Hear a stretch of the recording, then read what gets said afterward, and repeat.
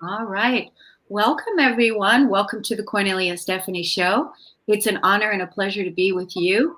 I am your host, Cornelia Stephanie, and I'm with Pia and Cullen, and we are here to talk to you today again about the ascension energies and how to navigate these sign of the times that we're living in.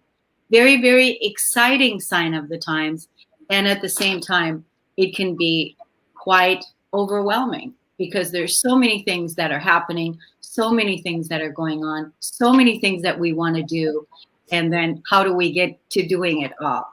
So welcome to the show, Pia and Colin. Thank you. Thank you. Happy to be here. We're always happy to be in discussion with you. It's wonderful. It's wonderful to be with you. I just want to say it's August. It's August 2021. And so what do we have left for this 2021? We just have a few months in this year left. So right now we are gearing up for this next phase. Is that what you guys are feeling also? Yes. Absolutely. Yeah. So we're gearing up, we're thinking about this next phase because we've got a lot of intense energies that we're navigating and that we're dealing with, and they're still coming. It's not like it's going to stop. Right? It's not like it's going to stop. I was looking at 2022, that vibration itself, 2022, it's like, wow, that's going to be a masterful year. Talk about master vibration for all of us here on this planet. So what we wanted to bring to you today is how do we take responsibility? We were going to talk about responsibility. That was our thing that we focused on last time when we were with you, and we wanted to bring that back and open it up and talk about it. And that's what you recommended, Colin, that we do. And I think responsibility is a big piece.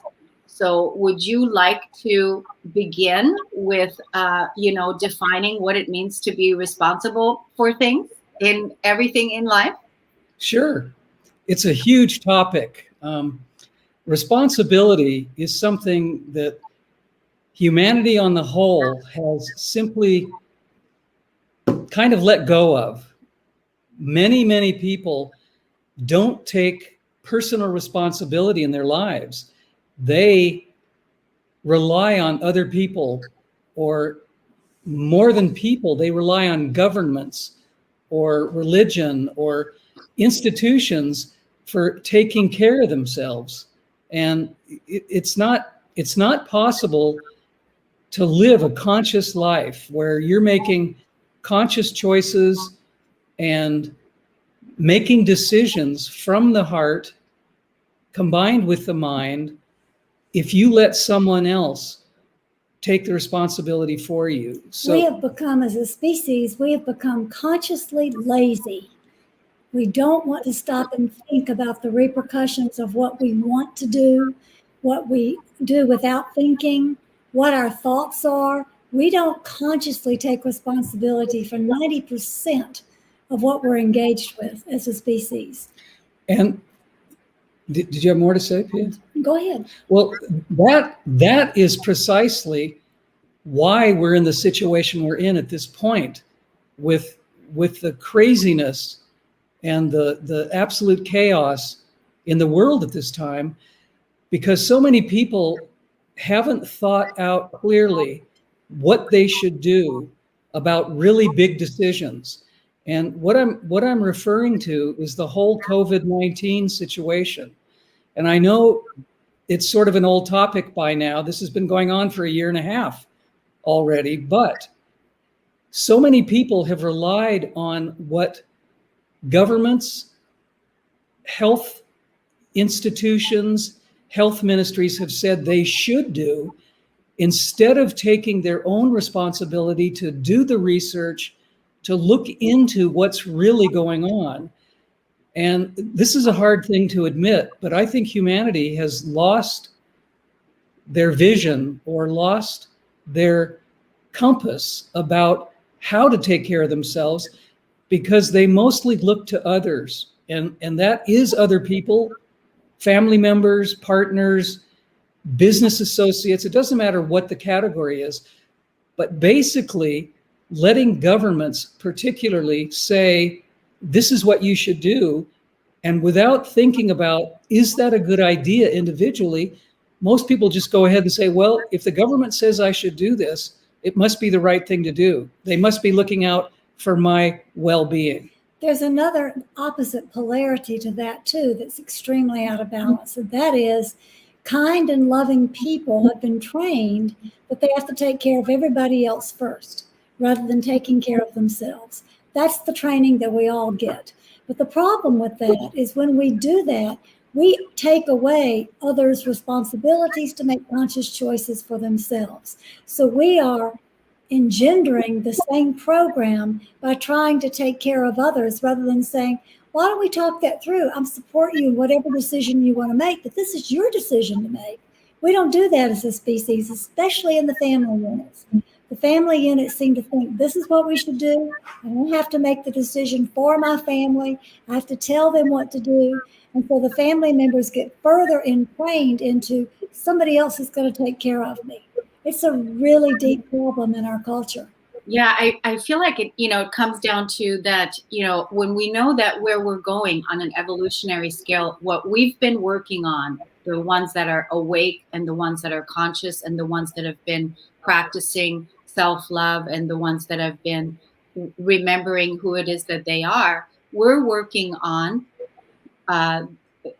integrating and living and creating a society that's sovereign, that's free, and that's independent, not codependent, on, outside sources that are in any capacity, because we've been working on those freedoms and claiming those freedoms to really look at our own internal guidance to find out what is our truth and what is our freedom and what is our soul asking from us to to claim and to realize and to live in this lifetime now. And all of us that are here on this planet are here for the evolution on this planet, right? And taking responsibility first and foremost for oneself.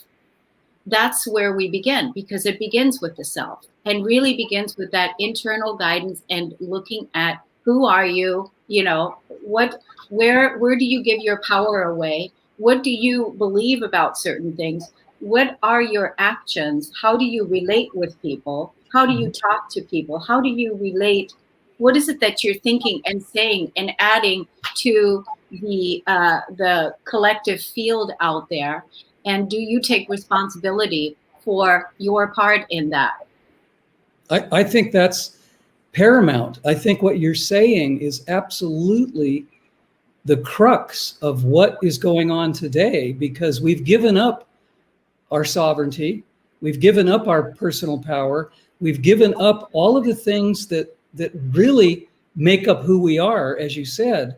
And I think only the people who are consciously awake are continuing to make these decisions through self-awareness, looking at who am I, how am I affecting everyone else, am I making choices for the highest good of all, or am I doing things simply because I want something? I want a better life, I want more money, I want a better car, whatever it is.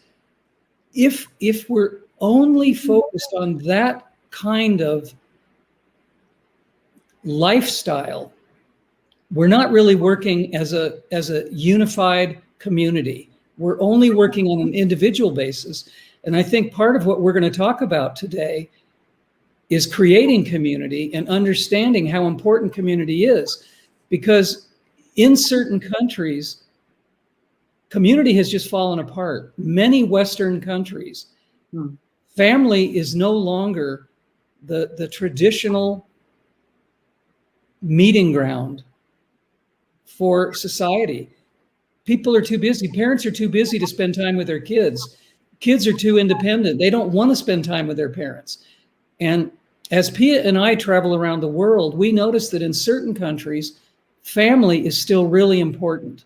It's a value that if the family works, that moves into community, that moves into nation.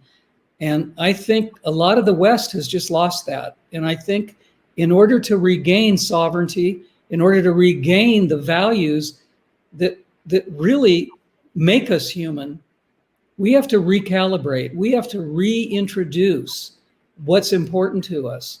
And I think family and community are the linchpins or the foundation for having that make a much better world. And if we can't rebuild community, I think we're lost. We also would redefine family to be not just our family of birth, but it can be our spiritual family that we create around us. Yeah. But it's not just the birth family, but there needs to be a sense of family. That's just missing culturally all the way around. Yeah. And one of the things that we're doing is by, talking about it, and also by continually coming here together, sharing our love and our consciousness, and, talking about these things.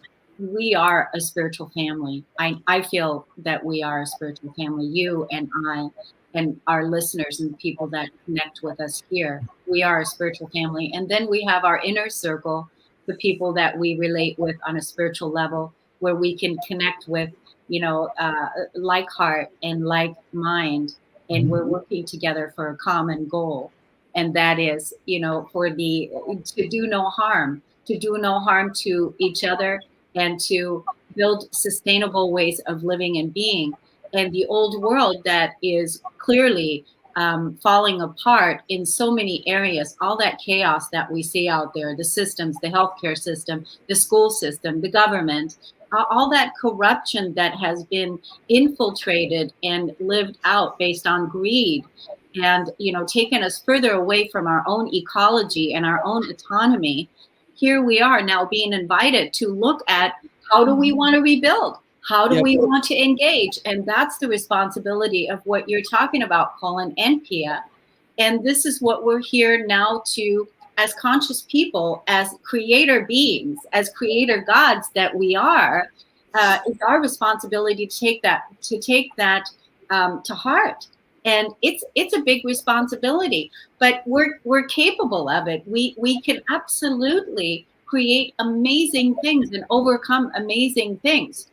One of the things, before we got on today, you were saying to me, Colin, that I look relaxed. And part of the reason why I look relaxed is because I made a responsible decision.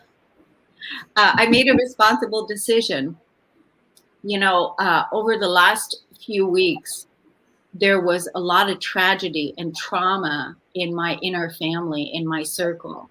As you all know, one of my dear friends lost her son to suicide. And so I was part of that presence in the family. And one of the things about my friend, she has a very close, tight-knit family, lots of people in the family.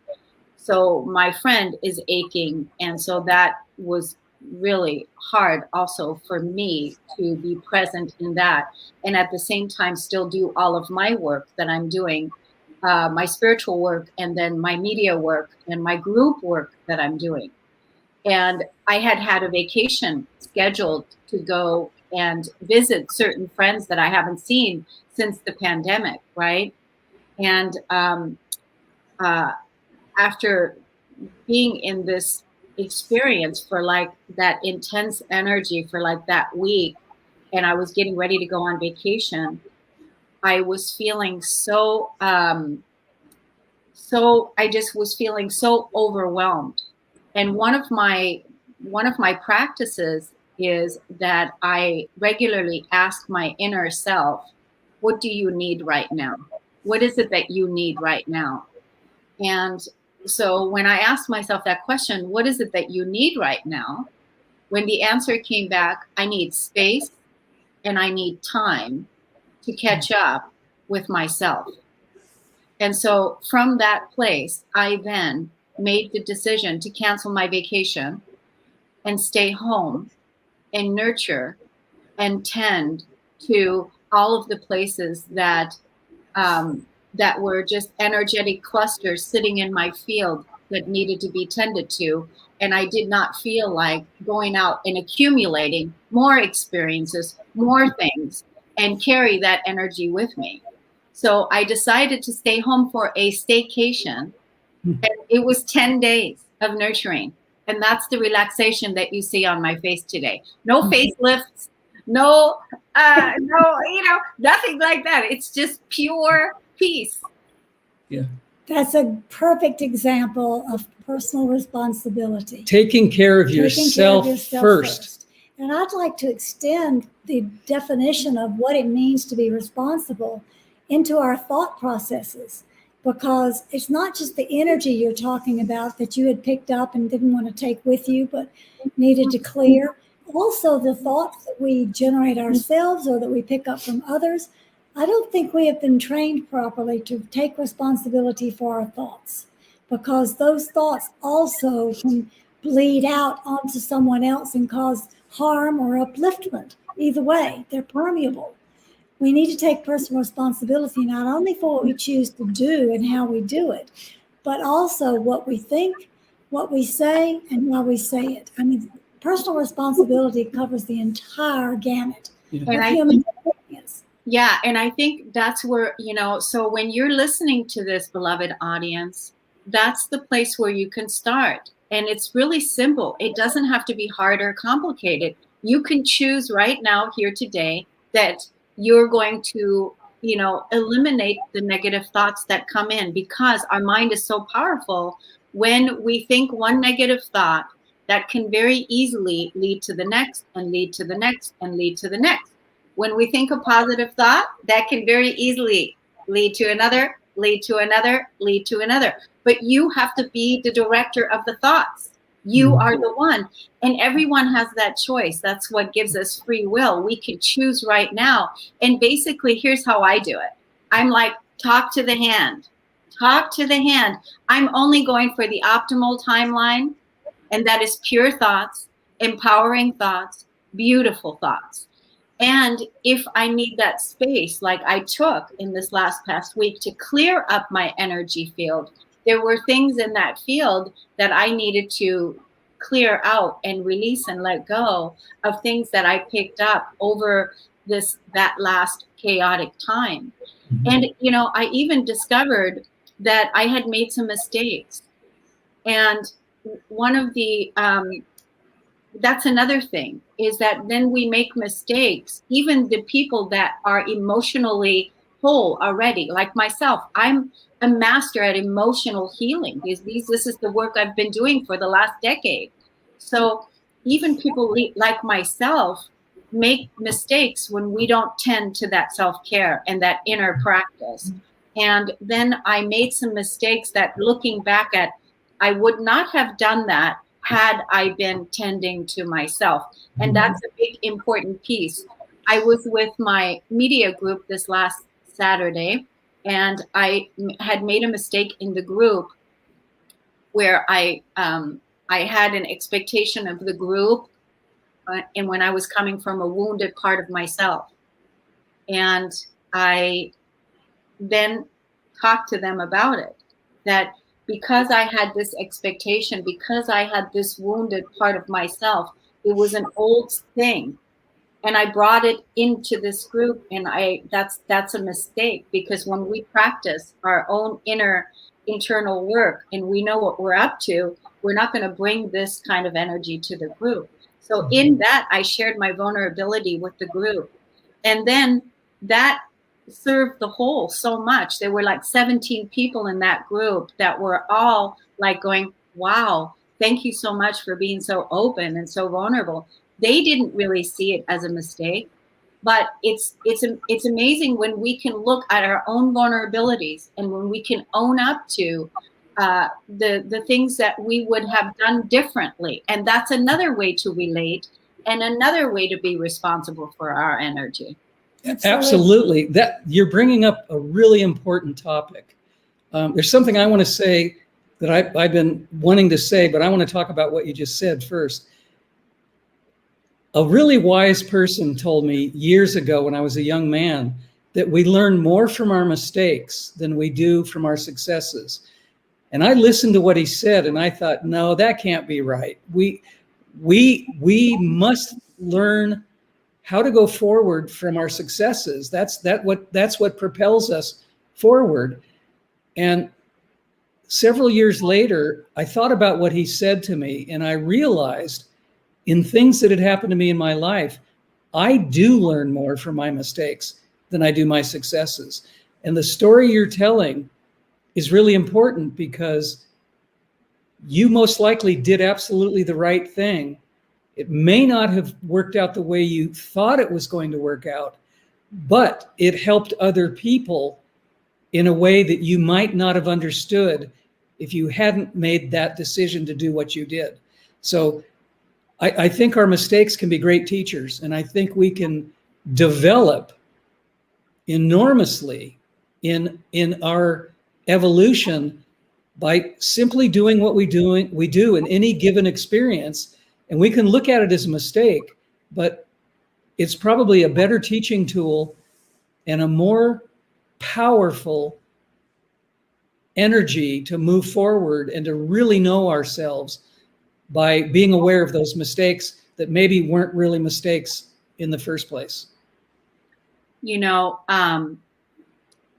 it was really amazing because these people, they are like us. They are highly professional healers, coaches, and influencers that have, coaching practices and, small businesses. So I'm so honored that I get to position the world's best in that group. That's who these people are. And I'm positioning them and supporting them. So it's such an honor. But I want to share this with you. This is a text that I got this morning, and it says, "Good morning. I wanted to acknowledge your vulnerability and leadership on the call on Saturday. This made me look inward and see now how I'm not showing up. Thank you for being such a great example for all of us. But a special thanks for me for your love and your light." So that puts the idea of mistake in a different light. It does. Yeah. And you know what's really interesting? I wrote back, I said, the truth is that I have been waiting for this connection from you. And then when we say you, it could be from the oneness, right? Because everything that we approach, we're all one. So when we approach everything from oneness, so, me being vulnerable, I've been waiting for this connection with you. And now, because of the step that I took by being vulnerable and talking openly to a group of people who I highly respect, who I'm so honored that I made a mistake, and this was my mistake. And here's what I learned from it. And now what I did is I tended to myself, and here I am. And then I get back something like this. So my vulnerable, responsible action, voice, now transcended a lot of things in the group that I didn't even consciously set out to do. Yes. Yeah. So this was a really big piece because, again, taking responsibility for our actions and the things that we do. I think when we look at the way that we relate and our energy that we put out into the whole, if we do it consistently on a daily basis, then you can keep up with it. But if you don't, tend to your energy and how you think and how you relate with people and how you show up with people, and you let it accumulate, there's all kinds of things that are happening then in your reality that that, are causing chaos. Would you agree with that? Yes. Absolutely. Absolutely. So I want to go back to something you said. You used the term "do no harm" a few moments ago, and that is a huge component of responsibility, whether it's personal responsibility or global responsibility, national responsibility. In my life, I have really liked two terms that for me really truly explain personal responsibility. They're very simple. The first one is SEVA, SEVA, which simply means service, and ahimsa, which simply means do no harm.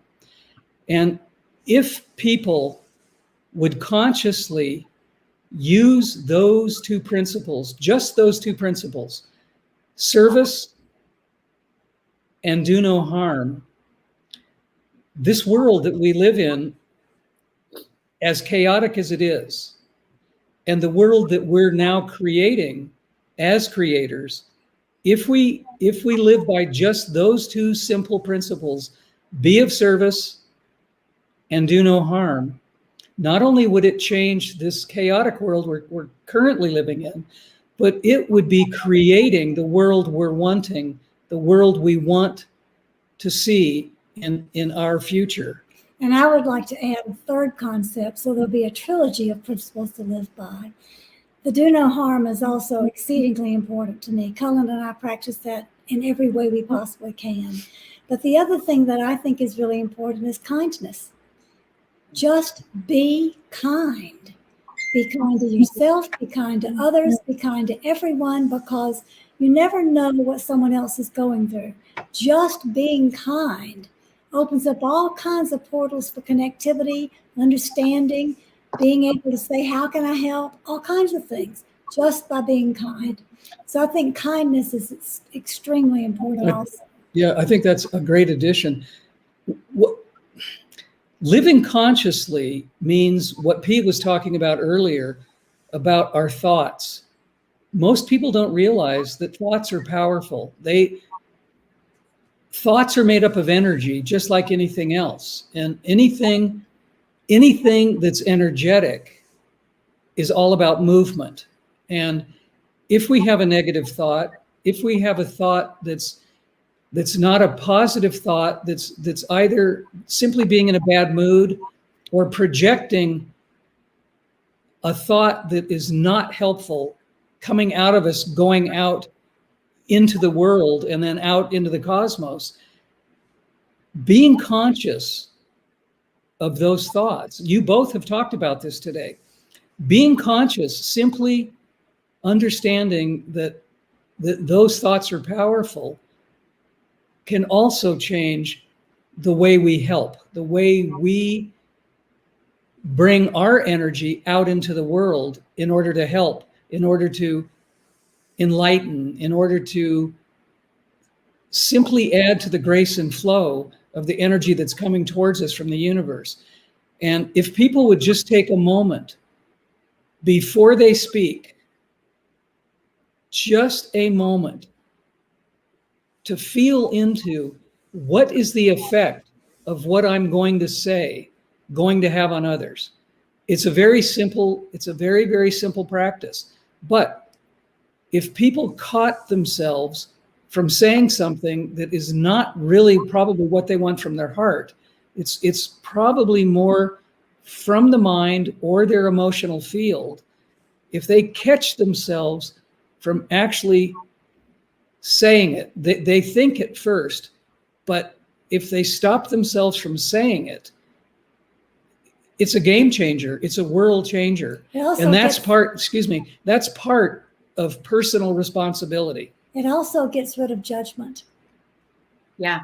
Think and take responsibility for what you say, gets rid of a lot of judgment, because if you're about to jump down somebody's throat for something you don't like that they did or something you disapprove of, in the moment that you're thinking about how that's going to impact them, and you say, well, it'll teach them how to do something better, here comes the recognition of, well, that's judgment. That's absolute judgment. And if I hold that thought to myself and then change it, I can keep from causing any harm. And then I can be kind in my response. It's Yeah. a circle. It goes all the way around. Yeah. And I think these 3 principles, the be kind, the SEVA, SEVA, and the do no harm practices that we can practice every day, all the time, every moment. And that is, let it begin with you. So basically, you are not going to do any harm to yourself. And that means no harmful thoughts, no negative thoughts, because those thoughts are going to harm you. So right away, it starts there. And once you give that to yourself, then you're naturally going to extend that out to other people. You're naturally going to do that to other people because it starts here. This is the responsibility for you, being responsible for how you show up and how you relate to the oneness. That's hello. And so there's that, right? And then the service. Say that again, Cullen. It's SEVA. SEVA, yes, it's a Sanskrit word that just means service. Okay, service. So service, being in service to yourself first and foremost, like I was when I went on vacation and cleaned up my energy field so that I can make sure that I fill my cup and that I'm in a good space. Do no harm, being kind to myself and making sure that my cup is full, that I'm good. And now I'm going to bring that amazing juicy self to everything that I relate with. And that is really simple. When we see how much we can contribute, if we just choose to take responsibility now. And basically it's like this: do it now. Do it now. And it's free. It doesn't cost you anything to begin right now to decide that I'm going to change the way I think about things. I'm going to change the way I think about myself. And I'm going to refuse to go down the rabbit hole and go down this negativity cycle so that I can always have the evidence of what it is that I'm thinking about. Yep. Right? Because basically it's like, okay, yeah, you're just collecting evidence. You're just collecting evidence and that, and going down the spiral and going down the rabbit hole. And the same way you can go up, same way, and stay high vibe. So choosing to think positive thoughts, it's a choice. And then also, like, basically every day you choose what it is that you're going to wear. So by making a choice what you're going to wear, you can the same way choose what you're going to think about. And if you sit with yourself in practice and meditation and just say, I'm choosing positive thoughts, speaking that out from your throat, owning that in your center, talking to your body, saying, I'm choosing positive thoughts. This is what that's my contribution for today. And then have fun with all the positive thoughts that you're going to be choosing. And the same way with the feelings. You can actually choose the feelings you want to feel. Which ones do you want to put on? Which ones do you like to feel?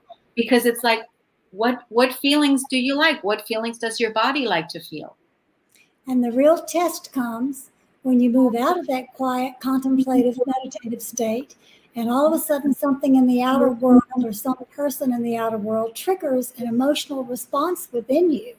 In that moment, you have the choice and the personal responsibility to act on the trigger and react and say something without controlling and choosing your own thoughts through kindness, or to hold your thoughts back and say, maybe I'm judging or overreacting here. Maybe I need to just take a step back and respond with kindness. That's where the real strengthening factor comes in. Yeah, and the faster we get at this, the better it works. Our friend Larkma, our Pleiadian friends, have told us over and over again, the faster you act on that pivotal, just that second of, am I going to say these words, or am I going to broadcast this bad mood? The faster you catch yourself, the better the outcome will be. Because if you don't train yourself, I have I have a thought that I want to get out emotionally.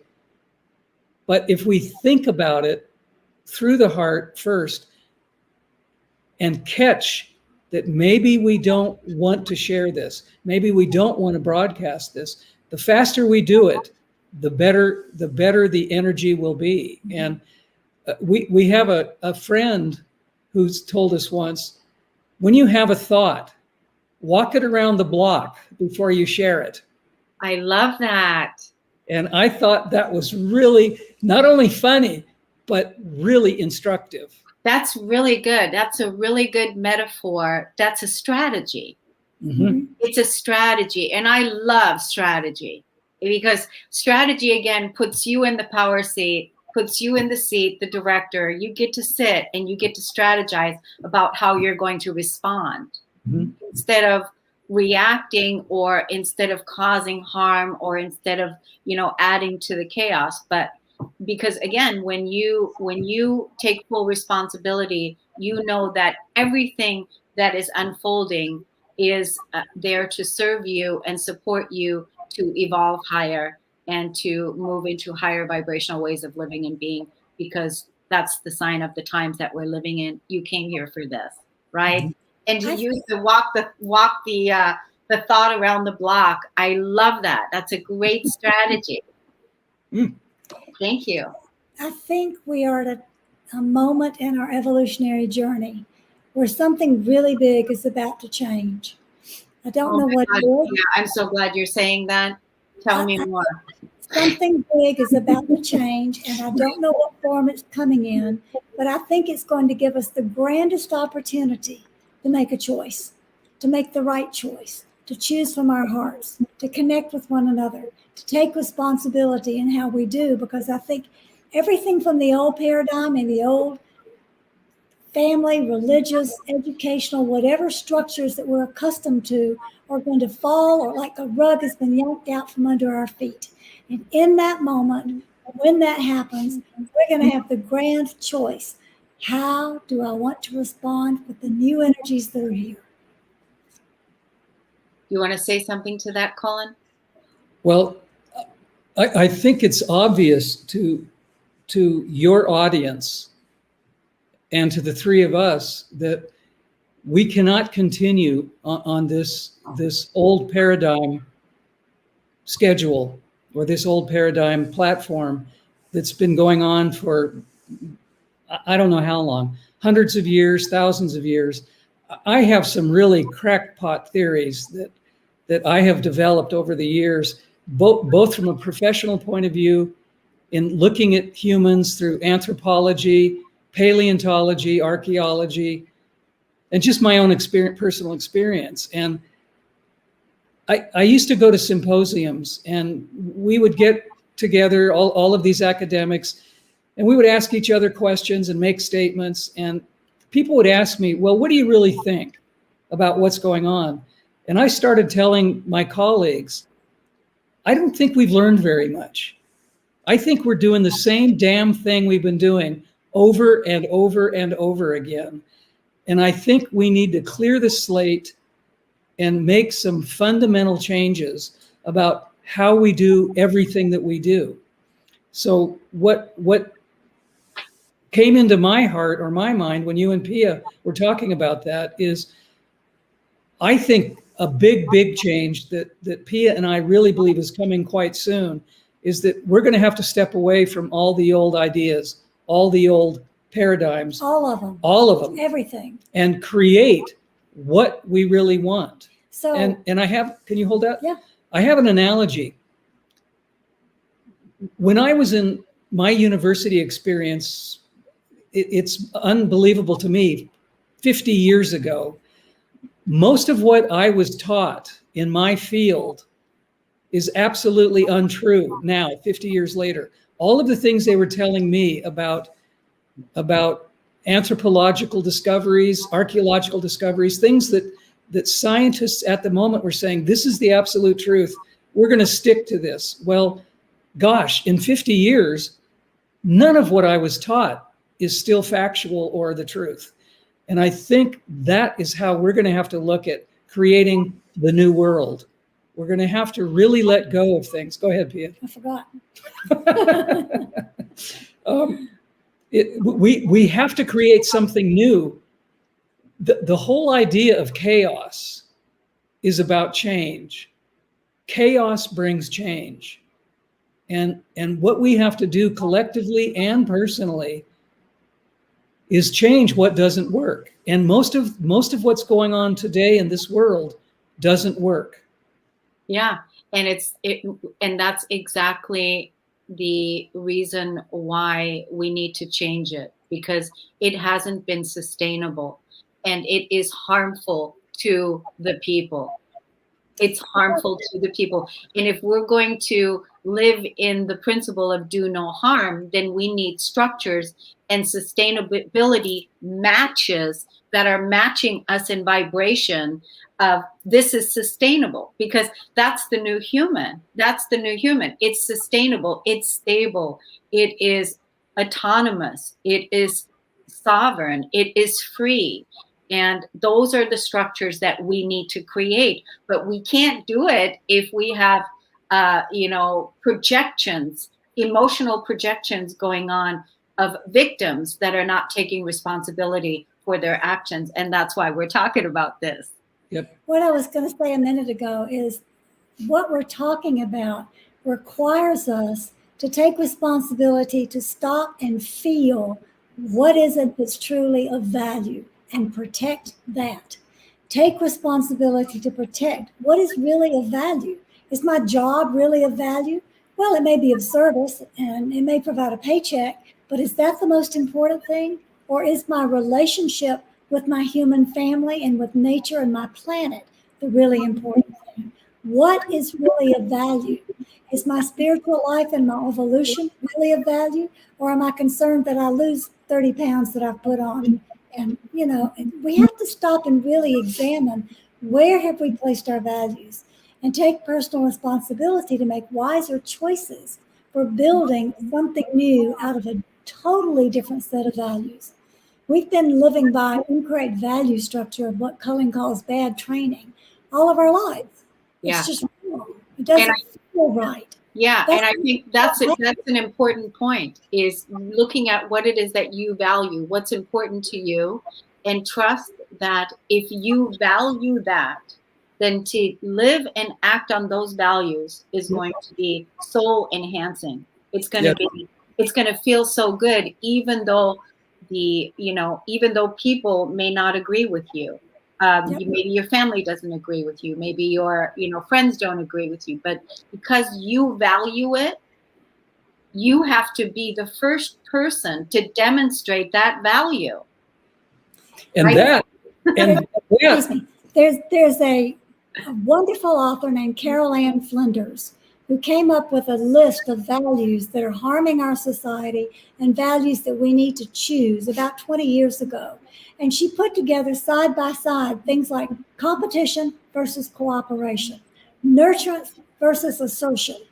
They put all kinds of things together about, do we nurture ourselves and each other, or do we assert and try to push our own viewpoint over? Do we compete with one another, or do we cooperate with one another?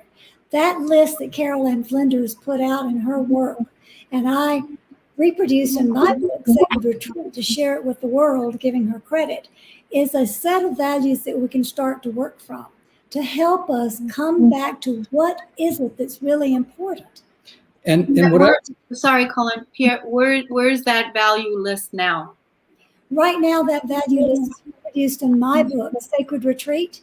The Sacred Retreat. Yep. If you look at Sacred Retreat and flip through the values in there in the very beginning of the book, you'll find the reference to Carol Ann Flinders, and her original list is right there. Yeah. Okay. It's a great list for restructuring our value system.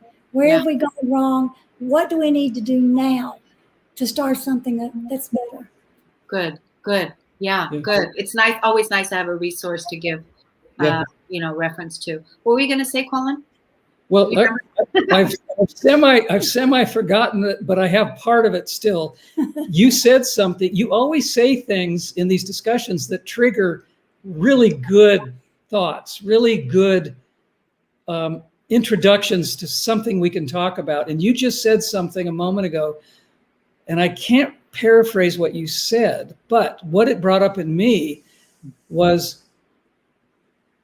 we have to have loyalty to something. And we've been taught to have loyalty to our family, loyalty to our country, loyalty to the church, loyalty to whatever it is that we think is important. And Pia and I have been working from a standpoint of being loyal to only one thing, and that is being loyal to the truth. And that's something that our Pleiadian friends Lartma instilled in us, a deep and profound understanding that there's facts, which change all the time, and there's the truth, which is universal. And if you always listen to your heart and align with the universal truth rather than the changing facts, you won't go wrong.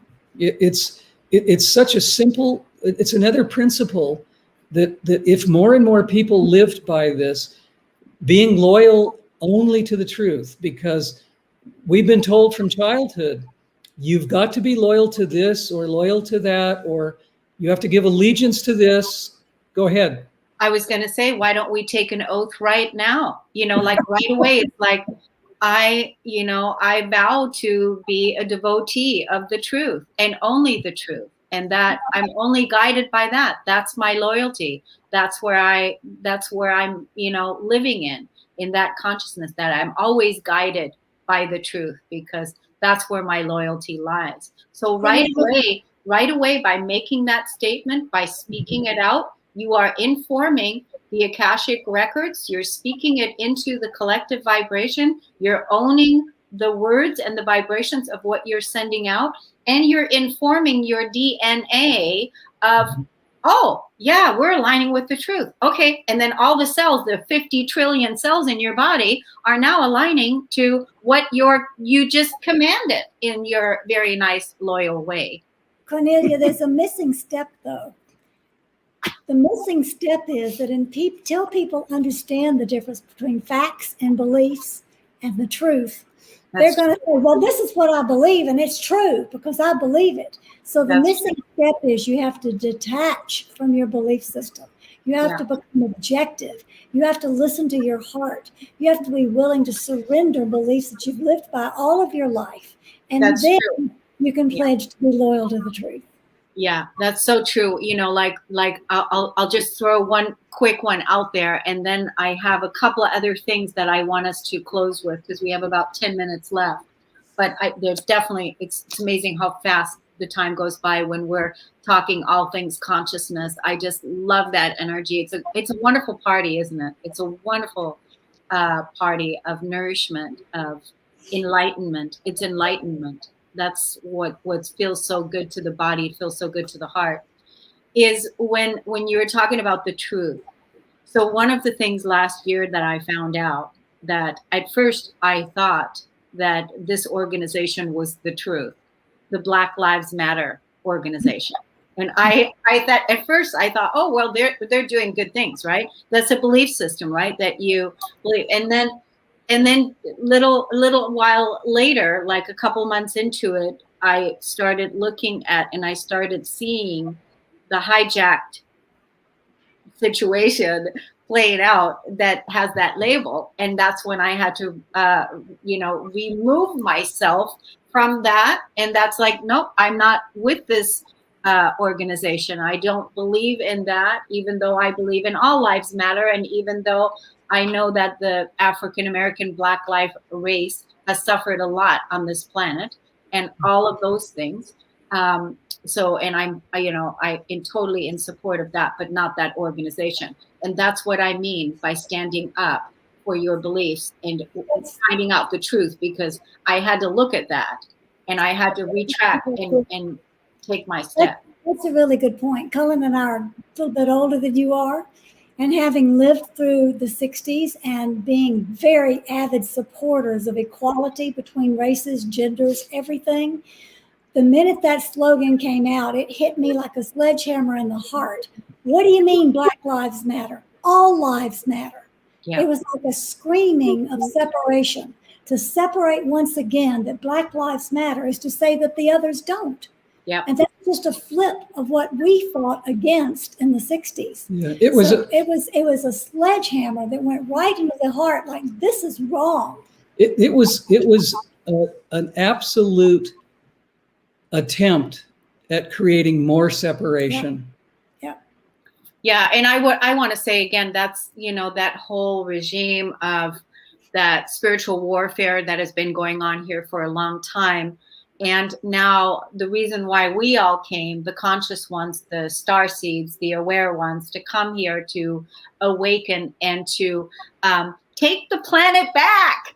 Take the planet back. We're taking the planet back, where we're going to live by the principles of do no harm, where we're going to practice being kind, where we're going to do the SEVA principle of being of service. And all of that begins first with yourself, your contribution of self.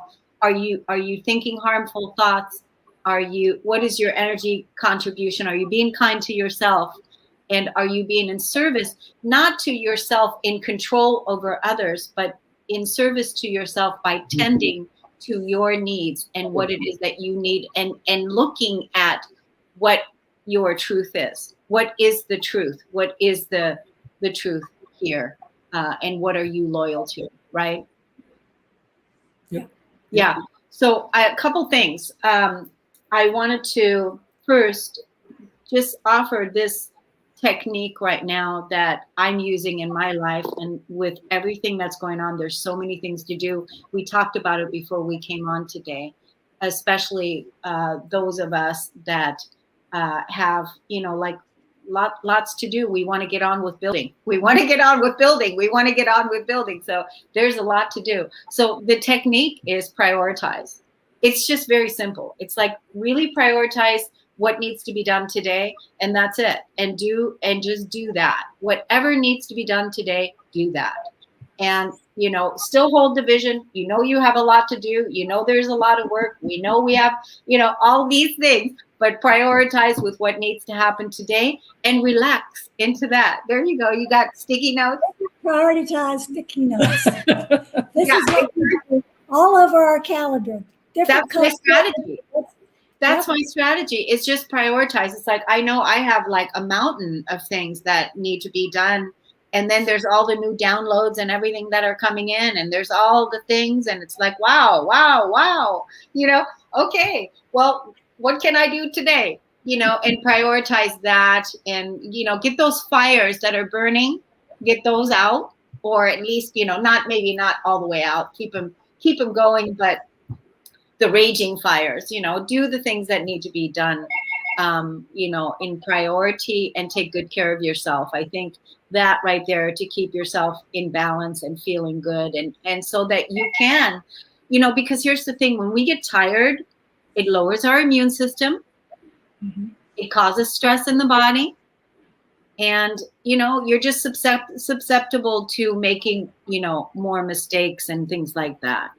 But if you're, taking your rest and taking good care of yourself, coming at it from a balanced place, then you are practicing that do no harm and being kind to yourself. And that's really all we can ask, is that you're kind to yourself and that you're being loving with yourself, because that's really where it starts.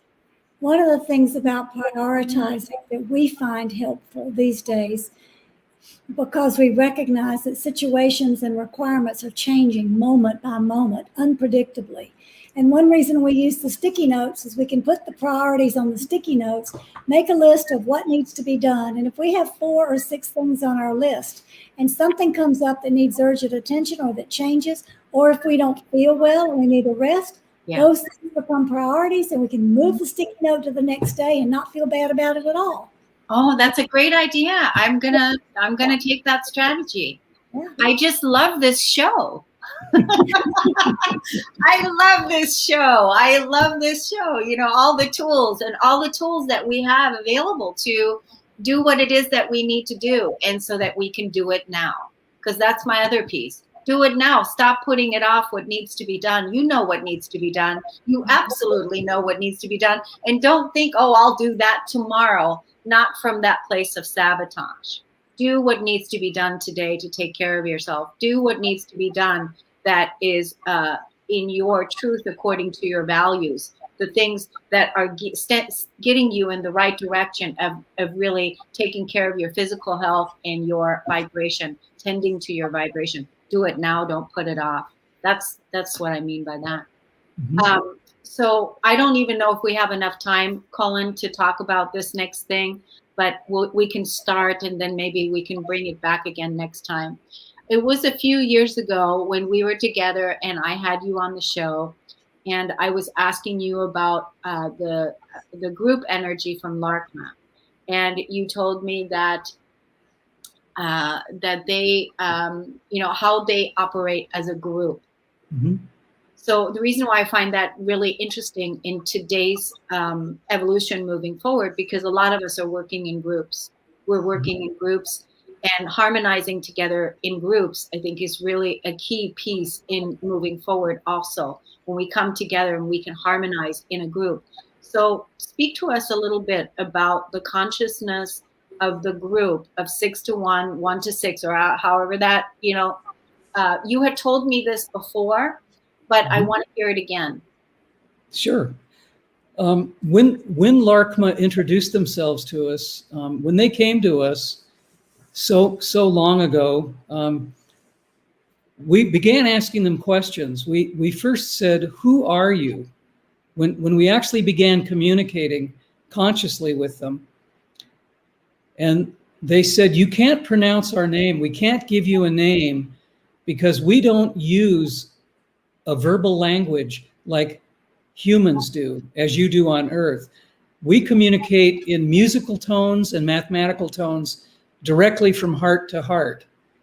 And they said it's very direct. There's no confusion. There's no opinion. There's no filterization. It's just pure energy communicating from one being to the next, which is so different than the way we humans use language. And when we got that settled, we said, "Well, who are you? What do you like?"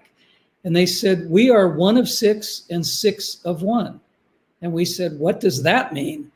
And they said, "We are individual energies. We have our own thoughts, our own ideas, our own sovereignty, and yet we work as a group of 6 in unity because it's more powerful to bring all of our energies individually together in a group than it is just working as a single energy." Now, that in human terms would be a family, a community, something where individual members are sovereign, but the group is working for a cause. But the problem with humanity is that humans have this thought process and these belief systems. So they don't come from the heart, they come from the head. So the ability to work as 1 of 6 or 1 of 10 or whatever in a group formulation like that doesn't work yet for humans, because we have not reached the place of Pleiadian evolution of non-judgment, unconditional love, highest good for all, do no harm, in Lakesh, I am another yourself. And we can go into this more deeply if you want to on another show. Yep. But basically, it's a really good idea, but humans don't have a clue how to do it yet. We're working towards towards it. But the reason communities haven't sprung up the way many of us have wanted them to for years is because apparently we haven't gotten to the stage where we can really successfully be like our Pleiadian friends with a direct, non-judgmental, non-separating sense of community. We haven't quite, we're working on it. We're closer, but apparently we're not quite there because the mind and the ego still wants to be in control. But that's almost going to change really, really soon when we Yeah, get that. I want to bring it to my groups. This is the reason why I'm asking you, and I'm going to have them listen to this part of where we're talking about it. I want to bring it to my groups. I want to talk about this again the next time because we just have a couple minutes left. Give us the website, Pia, where to go. Larkma, LAARKMAA.com, and Pia Orlean, PIAORLEANE.com. Both websites have our Pleiadian information. Sacred Retreat is on my site via Orlean. Pleiadian Earth Energy Astrology charts are on my site. Our private services that Cullen and I do with Larkma is on the Larkma site. Our books are on both sites. Go to both of them. Have a good time. Thanks, everybody. See you next time. Bye.